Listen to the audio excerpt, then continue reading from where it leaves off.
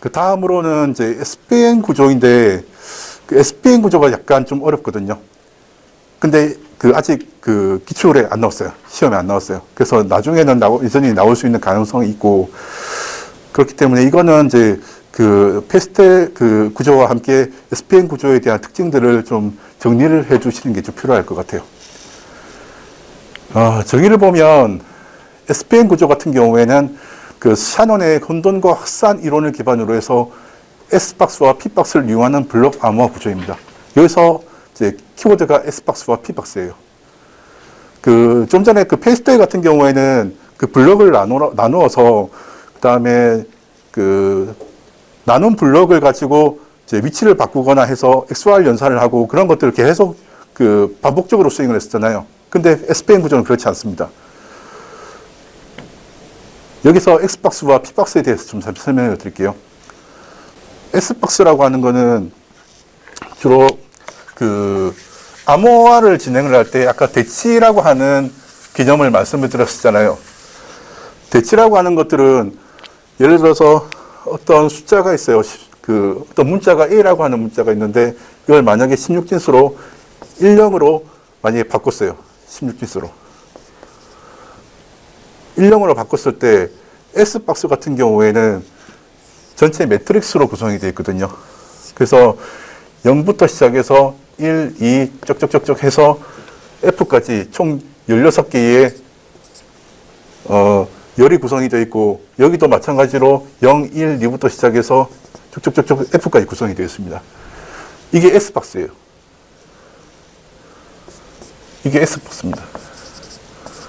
그러면 이거에 대한 S박스에 대한 역할은 어떻게 하냐면 예를 들어서 A 문자의 열을 10으로 해서 16진수로 바꿨잖아요. 그러면은 10에 대한 값이 만약에 여기서 00이 1A이고 01이 1B고 만약에 10이 1D다라고 하면 이 10 같은 경우에는 0과 1에 대한 1D를 가지고 치환시켜 버립니다.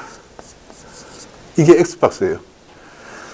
P박스 같은 경우에는 행렬 자체를 연산을 통해서 값을 완전히 뒤바꾸는 걸 말하는 거거든요.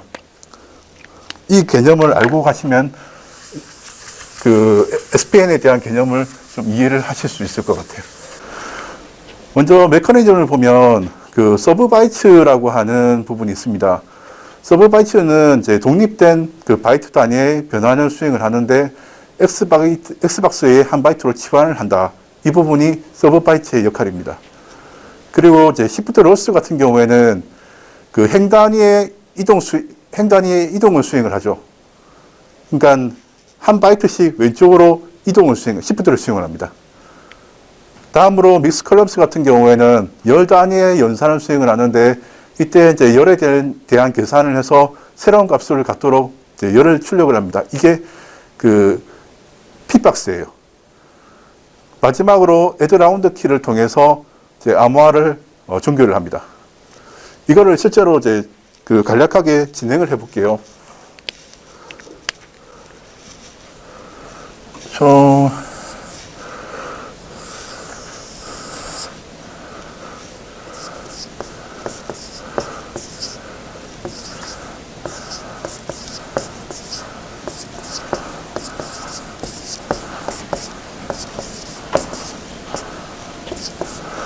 만약에 이 데이터가 있다고 하면 이게 나중에는 이제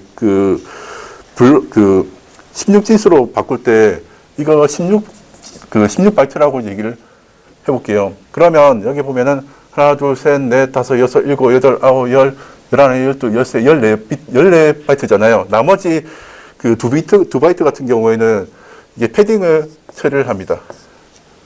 이건 패딩입니다. 패딩 처리를 해서 16바이트로 만들어주고요. 이거를 예를 들어서 16진수로 바꾸는 거죠. A 같은 경우에는 뭐 10으로 바뀔 거고, E 같은 경우에는 뭐 1A로 바뀐다든지, S 같은 경우에는 2A로 바뀐다든지, 이렇게 계속 바뀔 거예요. 그러면 이거를 나중에 매트릭스 형태의 행렬로 바꿀 수가 있거든요. 그러면 1년 같은 경우에는 1령을 써주고 1A 같은 경우는 1A, 2A 같은 경우는 2A 이런 식으로 계속 만들어주면